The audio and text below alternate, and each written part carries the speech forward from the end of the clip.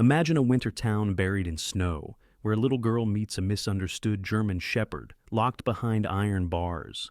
Some saw a dangerous beast, but she saw something different. What unfolded next would change an entire community and melt hearts that had been frozen for years.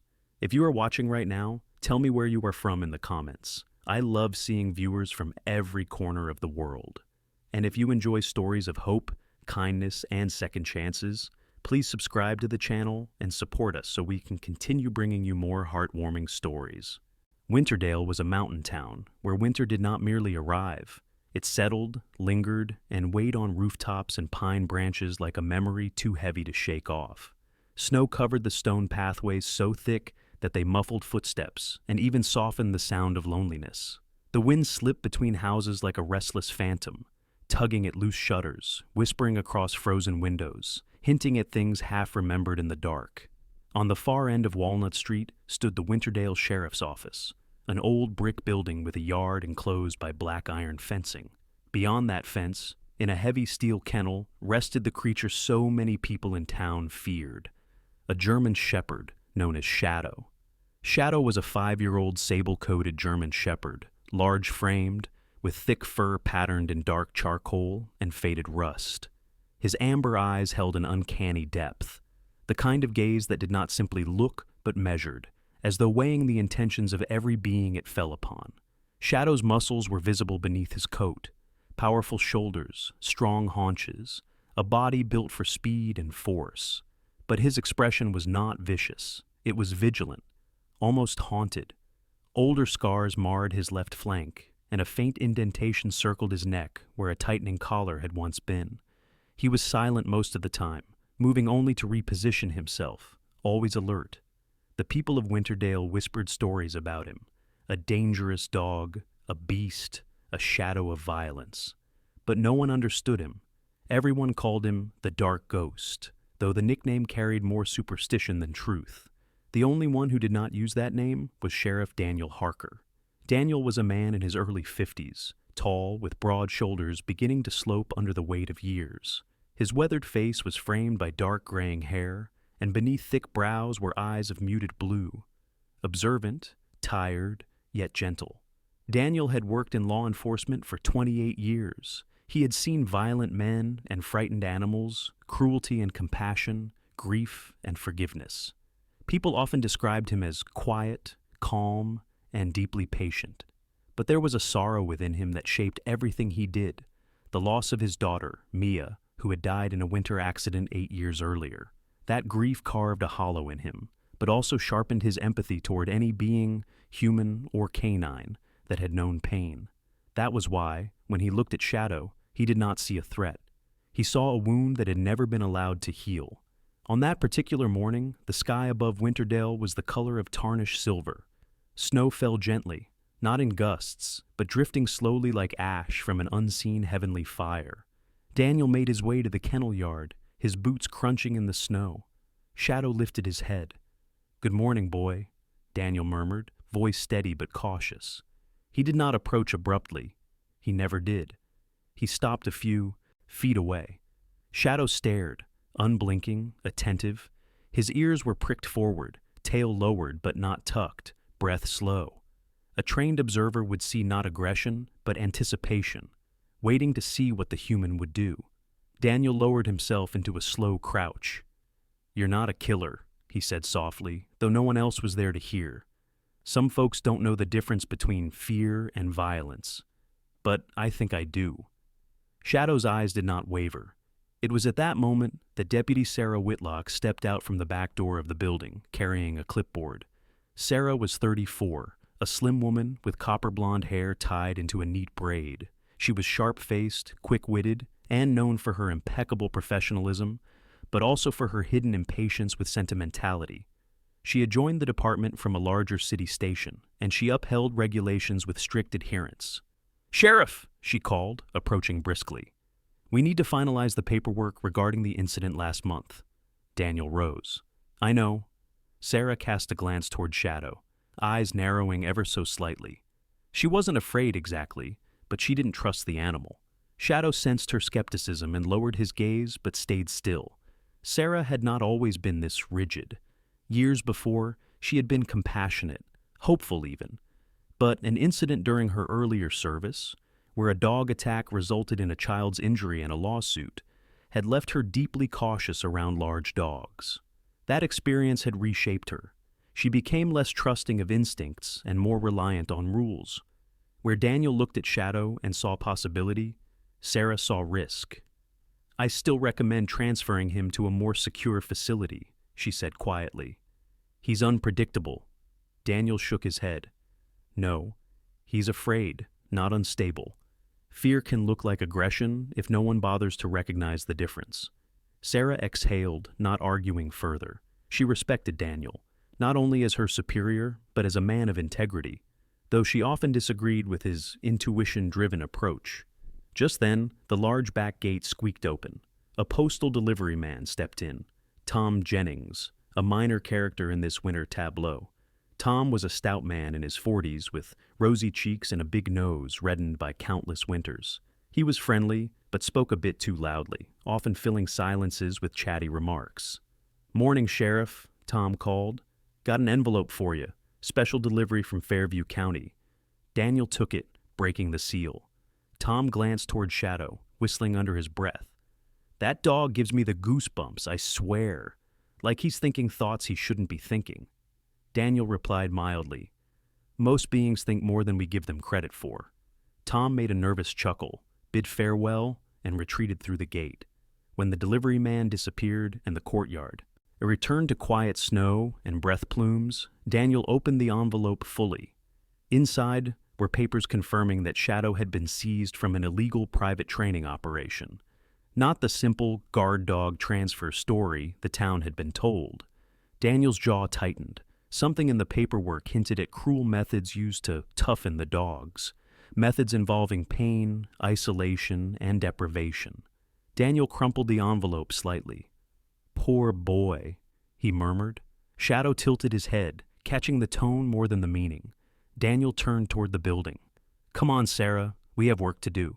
Sarah followed, though she looked back once, at the dog sitting quietly in snowfall, amber eyes reflecting clouds and barbed fears, and something inside her softened, if only by a fraction.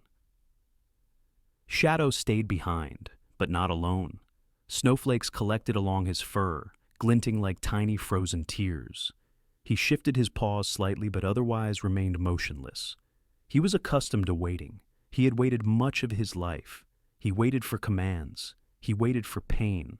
He waited for the moment someone might come near. He waited for warmth. He waited, though he did not know it, for Emily. But on this day, she had not yet appeared. Winterdale moved slowly through the cold, and Shadow simply existed within it, watching the world from inside iron bars that felt more like a verdict than a shelter. Yet even within this quiet isolation, something was changing. Slowly, invisibly. Because Sheriff Daniel Harker was a man who believed that wounded creatures deserved not fear, but patience. And patience is the first crack through which light enters. There, in that courtyard of frost and fences, the story of Shadow's redemption had already begun, even if no one realized it yet. The next day arrived beneath a quilt of softer snowfall. Winterdale seemed gentler that morning, and perhaps it was, for there are certain days when winter gives mercy. Sunlight diffused through cloud and frost, transforming the snowbanks into muted silver mounds. It was on that quiet midday that Elias Rowan arrived at the sheriff's office, accompanied by his granddaughter, Emily Rowan. Elias Rowan was a man of 67, with a lean, wiry frame and hands permanently calloused from years working as a carpenter before retirement. His face was carved with kindness more than age, deep smile lines around his eyes, and a gentle patience in the way he walked. Elias had lost his daughter, Emily's mother, to a car accident 3 years before. The tragedy had forced him to become both guardian and emotional anchor to the child. While grief bent his shoulders somewhat, it had not soured his spirit. He was a warm, steady presence, the kind who spoke gently to strangers and made small jokes to cashiers just to bring a smile. Emily, now 8 years old, was a small girl with long, wheat-blonde hair falling softly to her shoulders, pale cheeks that pinkened in the cold, and hazel eyes that seemed far older than her age. She wore a bright red pom-pom hat and carried a tin of Christmas cookies wrapped in foil. Emily was shy around most adults, but deeply empathetic. She had an unusual sensitivity, attuned to animals and people alike. Elias often said that Emily didn't just see others, she felt them.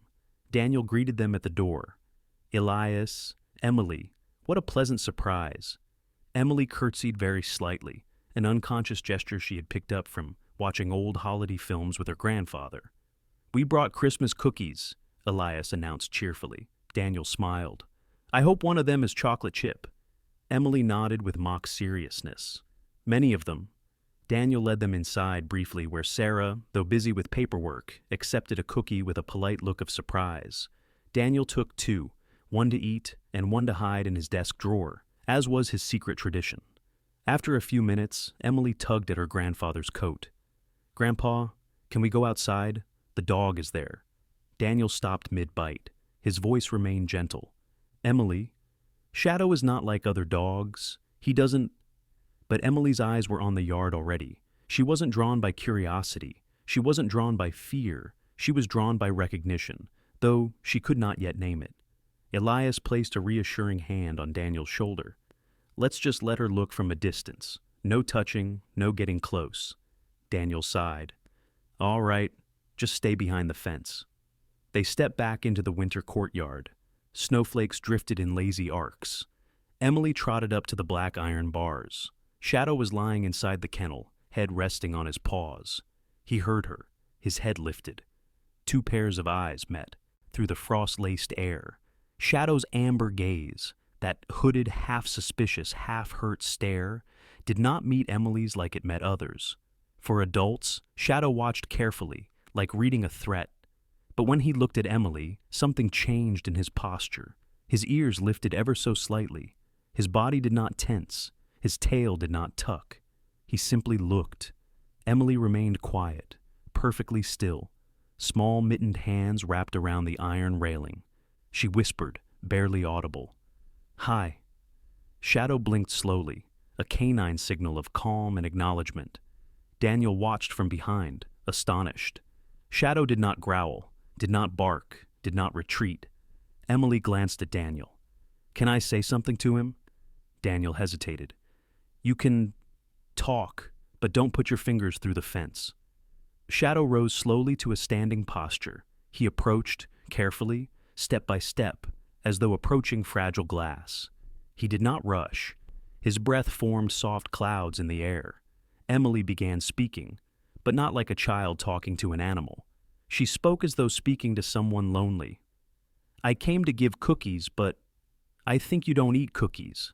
That's okay. I like them a lot, though. Grandpa says I eat too many."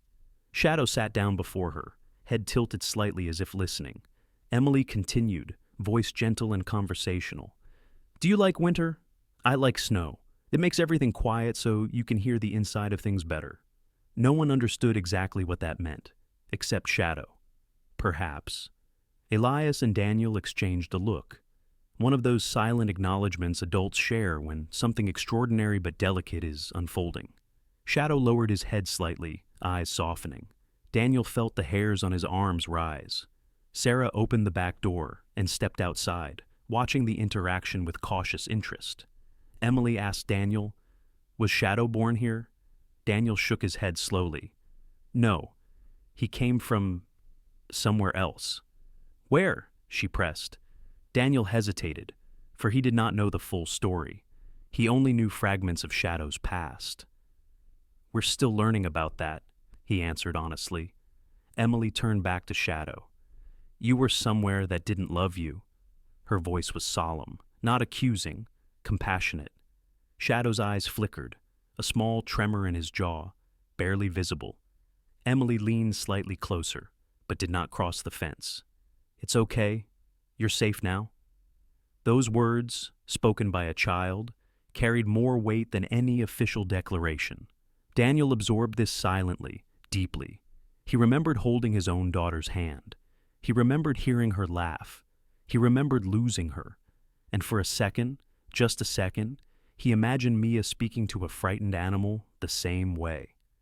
They stayed a few minutes longer. Emily hummed a small tune, a melody from a lullaby Elias used to sing to her, and for that brief time, Shadow simply listened. A dog who had learned to expect pain was, in this moment, simply existing in the presence of softness. At last, Elias said, "Emily, it's time to go, sweetheart." She nodded, stepping back reluctantly.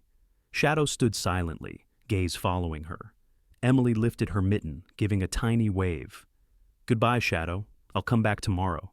Shadow didn't bark, didn't whimper, but he moved, stepping forward until his nose nearly touched the bars. Daniel spoke softly, almost reverently. "He's letting her leave, without distress. That's new." Sarah exhaled slowly, her skepticism cracking slightly. "I've never seen him behave like that toward anyone." Elias smiled warmly. "Animals recognize hearts. They always have." Emily heard that, and though she didn't fully understand the poetry of it, she understood the truth. As they left the courtyard, Shadow remained at the fence, watching, waiting. Inside Daniel's chest, something shifted. The beginning of belief. Not in policy, not in training methods, but in connection. The snow fell softly, the wind calmed, and a strange, quiet thread, thin as spider silk, strong as faith, stretched between Shadow and the little girl named Emily. It would change everything. Winterdale settled into a stretch of quiet, even days, the kind where snow didn't fall aggressively, but drifted lazily, thick as down feathers. And every afternoon, as though the world had scheduled it, Emily Rowan returned to the sheriff's office courtyard. She came straight from school, boots crunching lightly through the snow, her backpack bouncing slightly behind her. The staff inside eventually stopped remarking on her visits. It simply became routine, though none of them ignored it exactly. Each time Emily arrived, someone would glance outside, curious but respectful, as though witnessing something sacred in its slow unfolding. Emily always sat cross-legged just beyond the iron fence, while Shadow sat just on the inside, separated only by the bars. She never brought treats. Daniel had advised against feeding Shadow through the fence, but she brought something far more powerful: attention, consistency, presence. She talked. Not endlessly, not loudly, not childishly. She spoke in gentle streams of thought, about her math homework, about how she disliked writing capital Q's because they looked like grumpy balloons, about how the snow on her doorstep made tiny hills that looked like sleeping rabbits, about how she wished her mother were still alive, though she didn't phrase it as a tragedy, simply a remembered longing. "Mom used to make cocoa with cinnamon. Grandpa doesn't know the right amount, so sometimes he uses way too much and it tastes like a tree." Shadow listened, at first with polite curiosity, then attentive alertness, then quiet devotion. He often rested his head against the lowest bar, eyes half shut, not in boredom, but in comfort, the way a tired heart relaxes when it no longer fears. Emily sometimes hummed little melodies, and more than once, Daniel saw Shadow's tail twitch in rhythm. Daniel watched most days, not as a sheriff, but as a witness. He often stood before the window of his office upstairs, looking down through the thin frost that framed the glass. The sight always slowed his breathing and stirred something deep inside, an echo of fatherhood. One afternoon, after Emily had left, Daniel came outside alone. He approached Shadow's kennel, gloves tucked into his belt, breath rising in slow clouds. Shadow rose to greet him, not with enthusiasm, but with a calm readiness. Daniel crouched. "She's earning your trust, isn't she?" Shadow blinked slowly. "You don't react to her like you react to us." "Why?" Shadow's gaze held Daniel, a steady, burning gaze. Daniel placed a palm against the cold bar, not to breach it, but to offer presence. "Did you know another child once?" he asked quietly. "Someone gentle like Emily?" Shadow lowered his head, and Daniel thought he saw something that wasn't pain or memory, but recognition.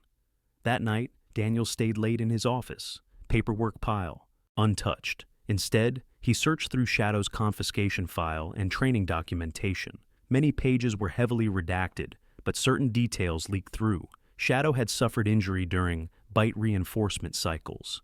Shadow had experienced prolonged crate confinement. Shadow had been exposed to electric stimulus training. Shadow had shown signs of anxiety and hypervigilance. Shadow had exhibited trust-seeking behavior with juvenile visitors. Daniel leaned back in his chair. There it was. A notation. During a recovery period, Subject 6B, Shadow, responded positively to visits from a minor, a young girl, age unknown, who frequently spoke to the subject in calm tones. No name, no photo. Just a vague remark in clinical language. But it was enough. Daniel stared at that sentence for long minutes. He saw his daughter's face in his memory. Little Mia, age 9, dark hair, laughing freely, hugging stray dogs that wandered near their porch. He wondered, not for the first time, if Mia would have loved Shadow too. The next afternoon, when Emily returned, Daniel joined her outside. It wasn't planned, more like an impulse driven by softened instinct. Emily sat down as usual, and Shadow approached as usual. Daniel leaned against the fence. "What do you talk to him about?" he asked gently. Emily shrugged. "Just things. I think he knows what I mean, even if I don't say it perfectly." "What do you think he feels when you talk to him?" Emily considered this. "He waits," she said, "like he hasn't had someone to listen to in a long time." Daniel felt that sentence land inside his chest. It was true for the dog, and perhaps true for the sheriff. Emily continued, "He doesn't look at me like he's making sure I don't hurt him. He looks at me like he's trying to remember something." Daniel looked at her sharply. "Remember?" Emily nodded. "Something good. Something from before." A wind swept past, soft but cold, carrying that sentence onward. Daniel observed Emily with new respect. Not as a child, but as someone with a rare gift of perception. Shadow pressed himself closer to the bars. Emily lifted her mittened hand, laid it lightly against the metal, and Shadow pressed his nose to the same spot. Daniel half expected him to flinch away. He didn't. Emily talked about her mother again that day. "When Mom was alive, I wasn't scared of storms. She would sit with me and tell me I was safe." Shadow's ear twitched. Emily whispered, "You're safe, too." Shadow closed his eyes, slowly, as though absorbing the warmth of those words. Daniel had to look away for a moment. Soon, even Sarah began noticing the shift. She stepped outside one afternoon to deliver signing documents to Daniel and paused beside him. Shadow was lying on his side, completely relaxed, eyes half closed, while Emily talked about snow angels. Sarah crossed her arms. "That's definitely new."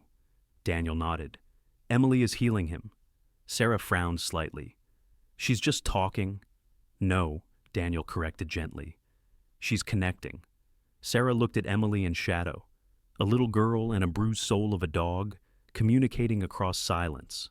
Something in Sarah's hardened heart thawed a fraction. She spoke quietly. "Maybe I was too quick to judge him." Daniel said nothing, but in the quiet between them, there was agreement. Eventually, Elias would come and gently say, "Time to go, sweetheart," and Emily would rise. Shadow always watched her, ears forward. One day, as Elias led Emily toward the gate, the girl turned around and called softly, "Bye, Shadow. I'll tell you another story tomorrow." Shadow remained there, a silent sentinel, gaze unwavering until she disappeared behind the building. Daniel approached the kennel then, speaking softly. "You chose her, not any of us, her." Shadow didn't growl, didn't tense. He simply breathed a slow, even breath, a sign of quiet trust. Daniel whispered, "I'm starting to understand." Above them, the pine trees shifted in the wind, scattering loose snow. The bond between a wounded dog and a gentle child deepened, unseen by the world at large, but unmistakably real. Winterdale that week was peaceful, as though the town itself sensed the unfolding miracle. Snow fell softly. Shadow waited daily. Emily arrived daily. Daniel watched daily.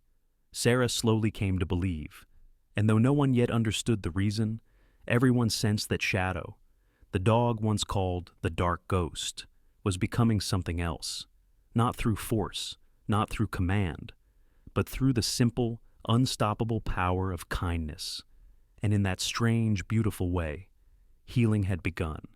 The morning arrived with a harder frost, the kind that crusted upon every surface and made the snow glitter like scattered coins in the pale sun. Winterdale woke quietly. Trails of smoke rose from chimneys, and snowplows rumbled distantly along the outer roads. Inside the sheriff's office, however, there was a stir of urgency beneath the calm. Sheriff Daniel Harker stood in his office, surrounded by a stack of aging folders and half-unsealed envelopes. He had requested additional documentation from the county archives and K-9 registration databases. Name after name, date after date, file after file, seeking a thread to pull.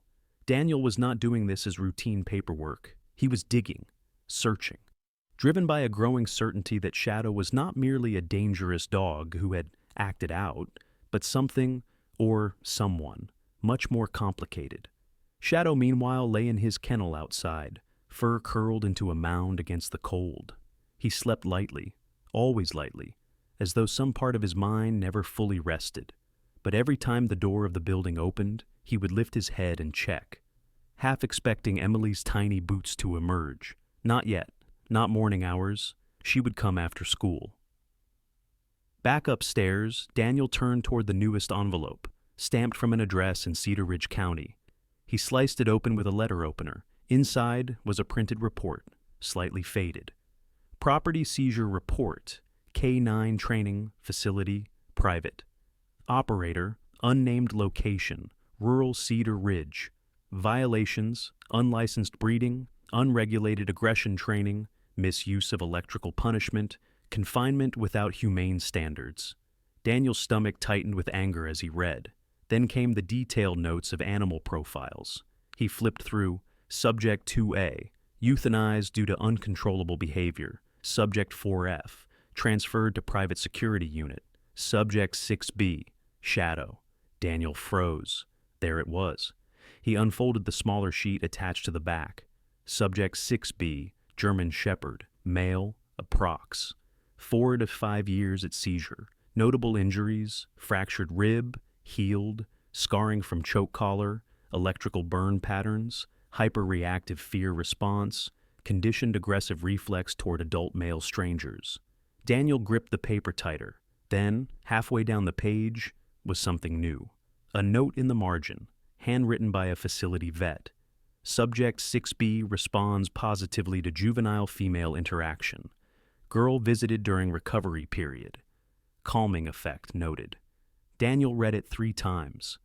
A girl visited him. Sarah Whitlock stepped into the office carrying a mug of coffee. She halted at the intensity in Daniel's posture. What did you find? Daniel handed her the report silently. Sarah read, her jaw set. That training facility, I've heard rumors. They're not just unethical, they're brutal. The dogs were taught suspicion, taught to attack. First, Daniel nodded slowly. And still, even in that hellhole, Shadow formed a bond with a child. Sarah looked up. Her voice softened. Just like he's forming with Emily. Daniel took the paper back gently. Yes, because that memory of safety never leaves. He set the document aside, then pulled up the call records on his computer. He dialed the facility's last known number, now a disconnected line. Then he tried the title of a former assistant veterinarian listed on the report. A ring. Another ring. And then, hello? A man's voice, mid-40s, slightly hoarse. Daniel introduced himself. This is Sheriff Daniel Harker of Winterdale. I'm calling regarding a German Shepherd formerly designated as Subject 6B. There was a quiet inhale, slow, like someone remembering a ghost. Shadow? Daniel blinked. Yes, that's the name he goes by now. The man's tone changed, softer. He survived. I always wondered. I prayed someone would care enough to take him. Daniel felt something in his chest shift. We're trying, but we need to understand him. What can you tell me? The man, Dr. Carter Wells, had worked at the facility 6 years earlier before quitting in protest of the methods used. He spoke carefully, as though revealing secrets. Dogs like Shadow were not trained to protect. They were trained to fear. Fear becomes a blade you can point at others. His aggression came from self-defense habits, not malice. Daniel closed his eyes, listening. And the girl? The one who visited him? Dr. Wells sighed. That was the daughter of the old janitor, the building caretaker. She wasn't supposed to interact with the dogs, but she did. Every afternoon after school. Daniel leaned forward in his chair. How did Shadow react to her? He waited for her, Dr. Wells said softly. Lay still until she arrived. He would not bark when she approached, though he would bark at every adult man who came near. There it was, the same pattern. Emily had stepped into an emotional imprint. Dr. Wells continued. She used to sit outside Shadow's crate and talk to him. Nothing remarkable, just kid things. And that dog. He listened. He was gentler with her than anyone had ever seen. Daniel's gaze traveled to the window, where Shadow lay outside in the snow. Do you know what happened to that girl? I don't, Wells answered. Her father quit a year before the raid. I never saw them again. Daniel nodded. The conversation continued with details, but that moment stayed, the connection between Shadow and the memory of a child's voice. Downstairs, around noon, Sarah found Daniel heating soup in the break room. So Shadow wasn't aggressive by nature, she said. No, Daniel replied. He was cornered, terrorized, and yet still capable of affection where he found gentleness. Sarah sighed. I used to think dangerous dogs were just dangerous. That's what the job teaches you. Avoid risk, neutralize threat. Daniel glanced at her. Your experience with the dog attack, it changed you. Sarah stiffened, but not defensively, more like someone acknowledging scar tissue. Years ago, she said quietly, I saw a kid hurt badly. I swore I'd never let that happen again. And I went too far in the other direction, thinking every dog might snap. She stared at her shoes. But Shadow, he's different. Daniel placed a hand on her shoulder, firm reassurance. It's not weakness to change your mind. It's wisdom. Sarah nodded.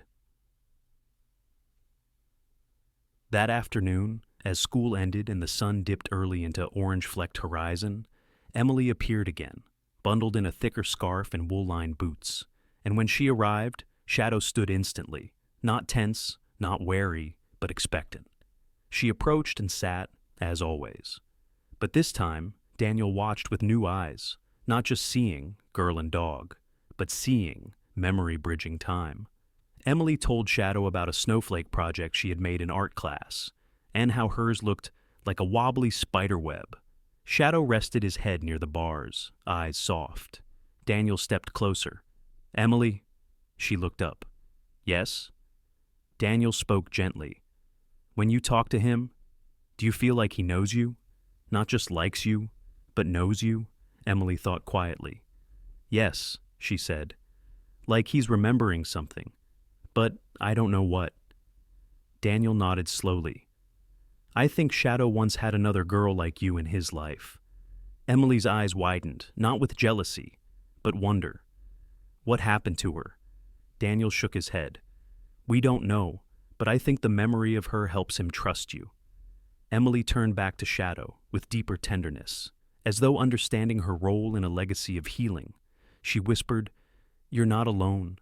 Not anymore. Shadow closed his eyes, in absolute peace, and Daniel felt a shiver run through him. Not from cold, but from the quiet awareness that something sacred was happening in his town. He looked toward the tree line where frost-covered pines swayed, and he murmured inwardly, This is not coincidence. This is restoration. The storm came like a living thing, not slowly, not politely. It arrived with brute force, sweeping down from the northern ridge and blanketing Winterdale in a fury of white.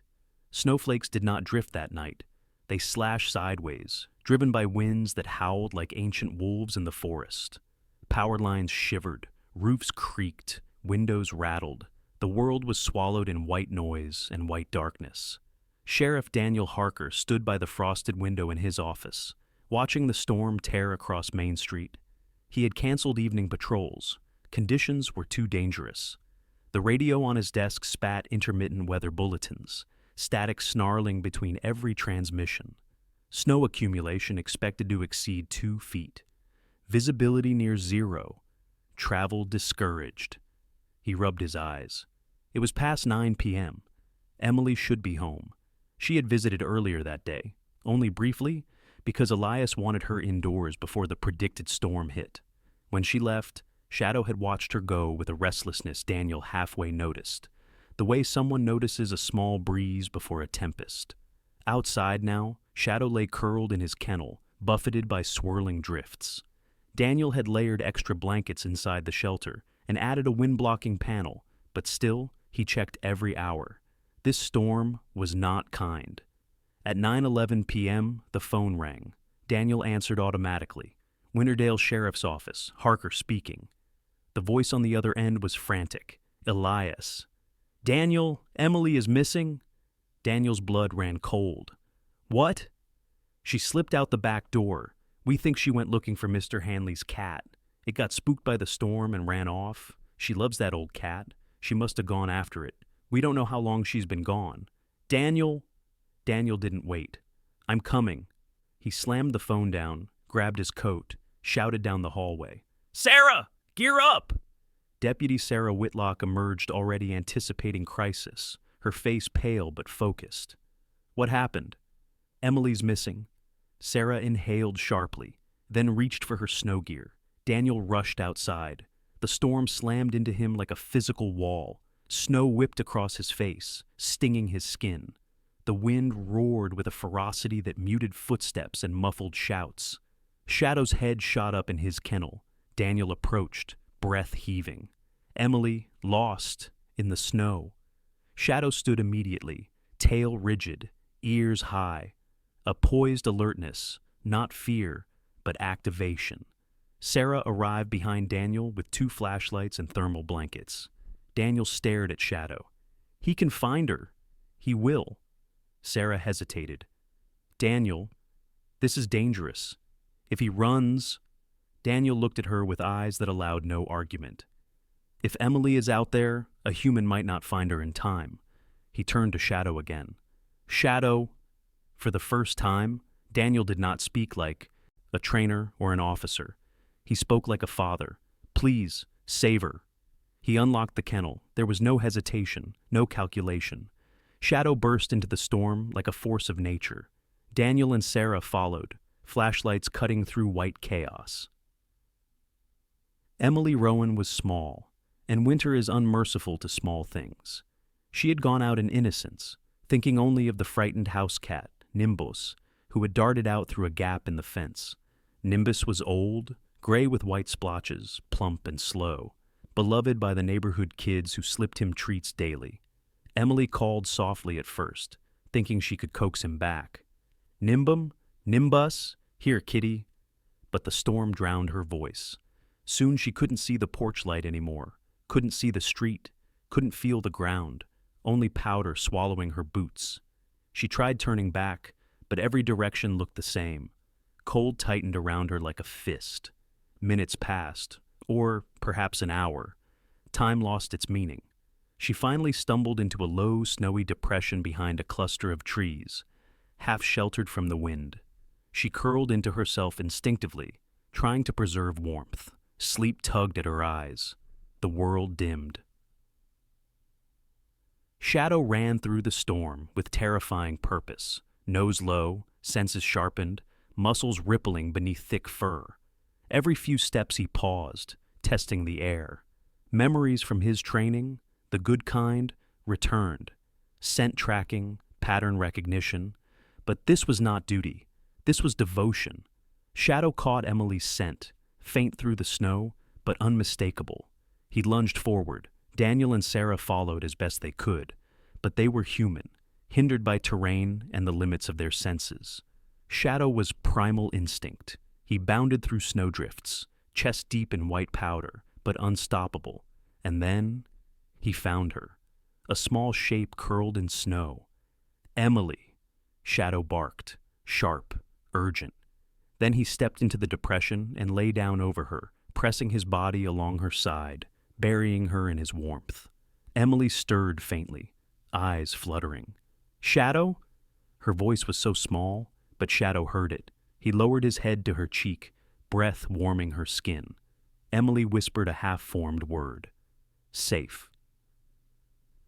Minutes later, Daniel and Sarah stumbled upon the hollow, flashlight beams trembling. Daniel saw the two shapes, dog and child, entwined, and something broke inside him. He rushed forward, dropping to his knees, scooping Emily and Shadow into his arms. She was breathing. Cold, but breathing. Daniel's voice cracked, not the voice of a sheriff, but of a grieving father reborn into hope. Good boy, good boy. Shadow leaned into him, not with submission, but with solidarity, as though saying, You trusted me. I did not fail her. Sarah wrapped Emily in blankets, speaking calmly, steadily, though tears blurred her eyes. She's alive, Daniel. She's okay. They radioed for medical support, but Daniel didn't wait.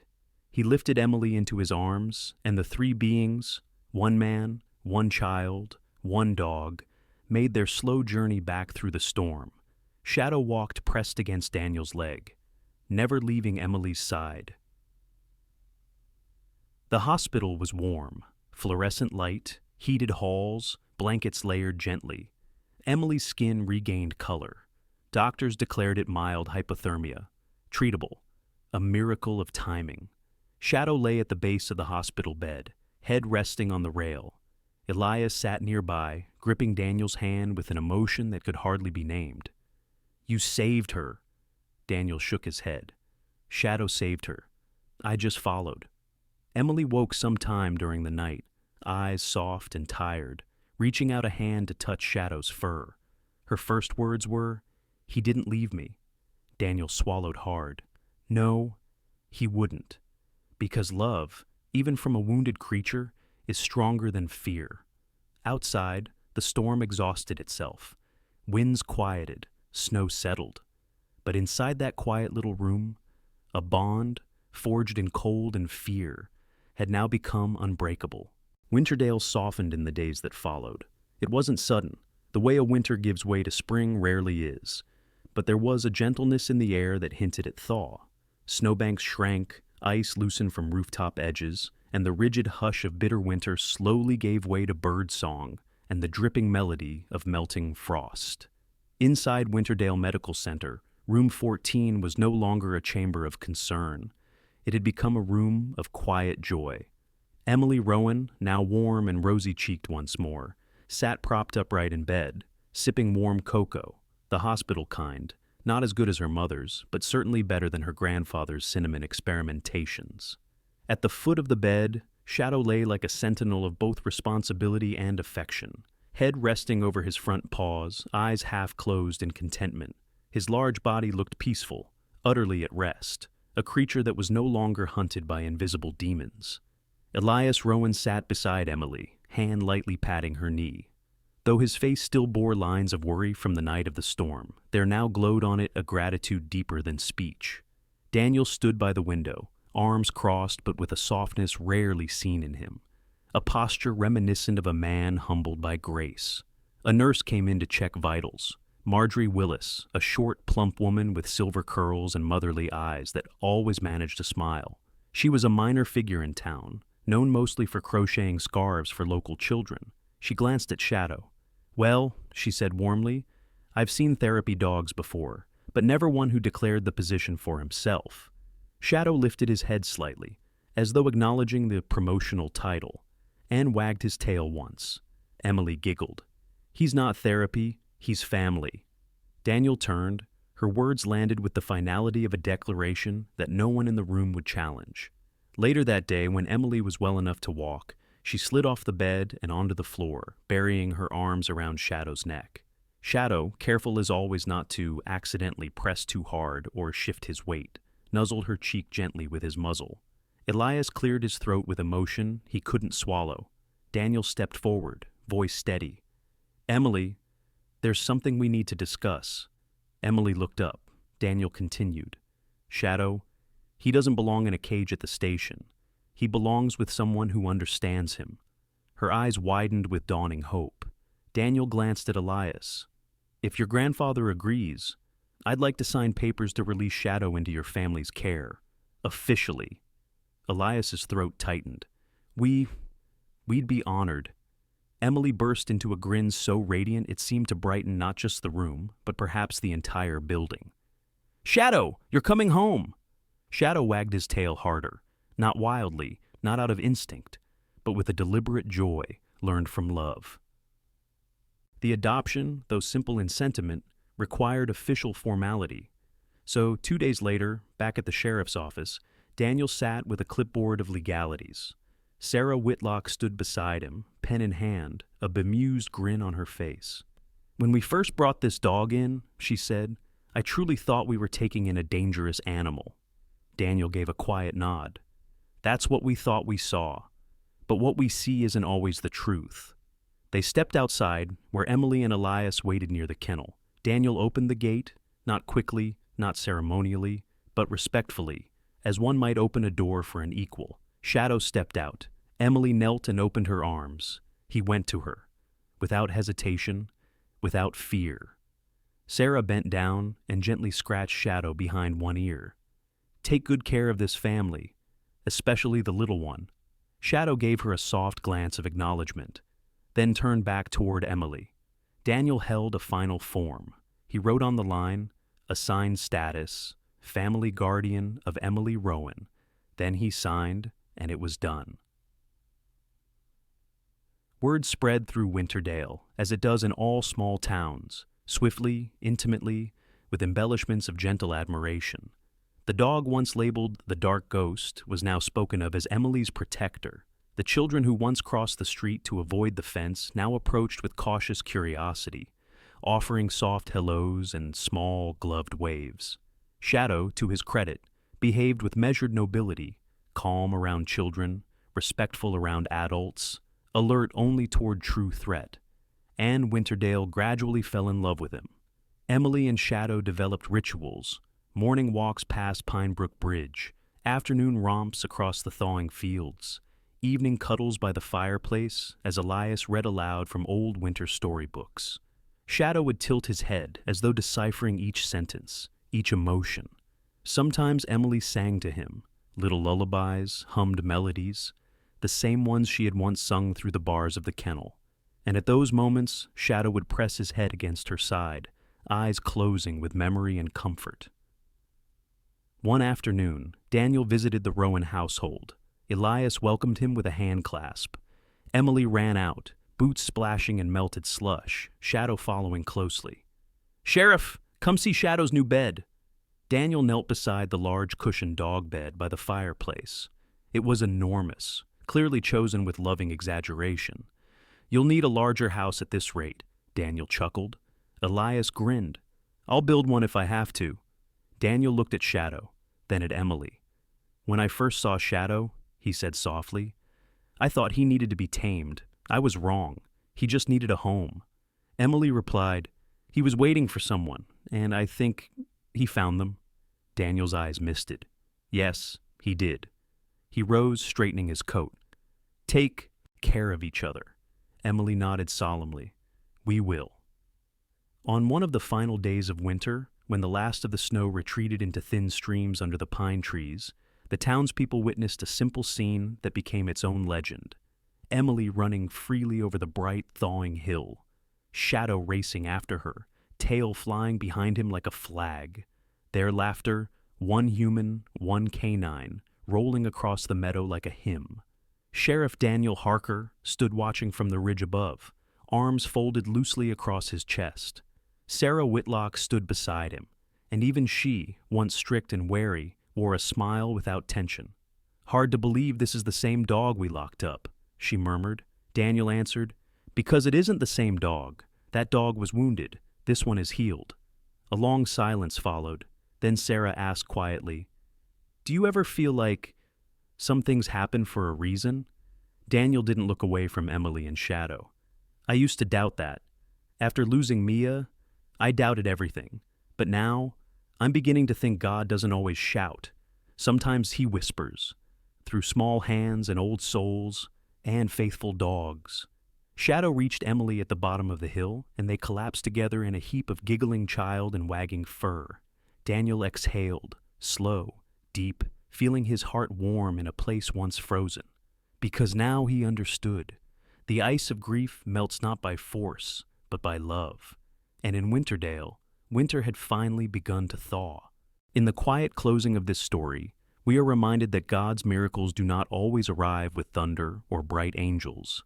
Sometimes they come through the loyalty of a dog who refuses to abandon a child, through the courage of a man who chooses compassion instead of fear, and through the gentle love God places in the hearts of ordinary people.